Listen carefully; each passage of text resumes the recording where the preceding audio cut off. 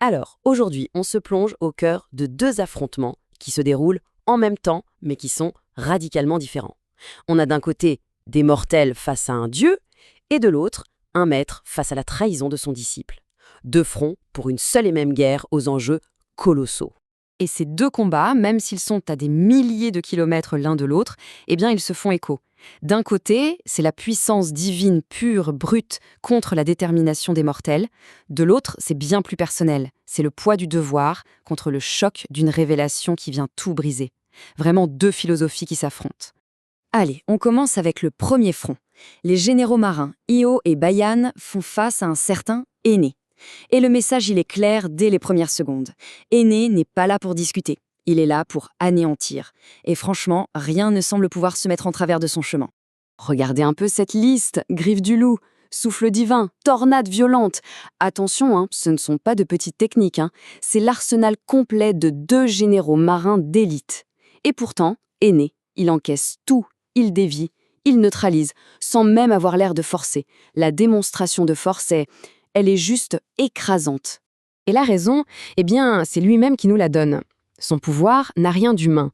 Il lui vient directement des dieux. Et cette simple phrase, elle change absolument tout. Le combat n'est plus celui de guerrier contre un autre guerrier. Non, c'est celui de mortel contre un émissaire divin. Et ça illustre parfaitement l'écart de puissance. Après avoir encaissé toutes leurs attaques sans brancher, Énée lance une seule et unique contre-attaque, le typhon colossal. Le résultat, il est sans appel. Les armures des généraux sont pulvérisées et ils sont laissés pour morts. La phase défensive est bel et bien terminée.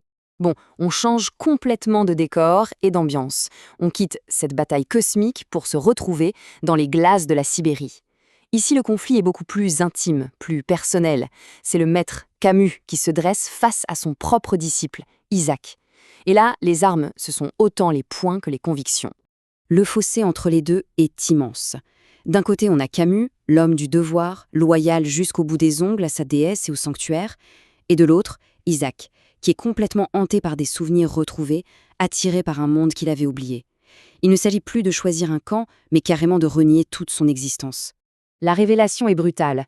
Isaac ne remet pas seulement en cause sa mission, non, il efface toute sa vie passée. Il dit que c'était une illusion, un rêve. Et sa cicatrice, ce n'est plus un souvenir de sacrifice, mais le symbole d'un mensonge. Là, on sent que le point de rupture est vraiment atteint. Allez, retour sur le premier champ de bataille. Io et Bayan sont vaincus, à terre, mais même dans leur défaite, ils perçoivent quelque chose d'inhabituel dans l'aura de leur adversaire. Ce n'est pas que de la puissance, il y a autre chose. Et c'est là que tout bascule. L'aura d'Énée, ils le sentent, elle n'est pas hostile. Elle est divine, majestueuse et remplie d'une sorte de compassion, de pitié. Une aura qui leur rappelle celle de leur propre dieu, Poséidon. C'est à ce moment-là qu'ils comprennent. Leur adversaire n'est pas de leur monde. Et la vérité finit par éclater. Énée, ce n'est pas juste un guerrier qui porte le nom d'une légende. Non, il est la légende, le véritable héros de la guerre de Troie, celui qui a été sauvé par les dieux, destiné à fonder Rome. En fait, ils ne se battent pas contre un homme, mais contre un mythe vivant. On retourne en Sibérie. Le conflit entre Camus et Isaac atteint son paroxysme. Et face à la trahison de son élève, la réaction de Camus, c'est celle d'un maître avant tout, pas seulement celle d'un combattant. La réaction de Camus est d'une rigueur glaciale, c'est le cas de le dire.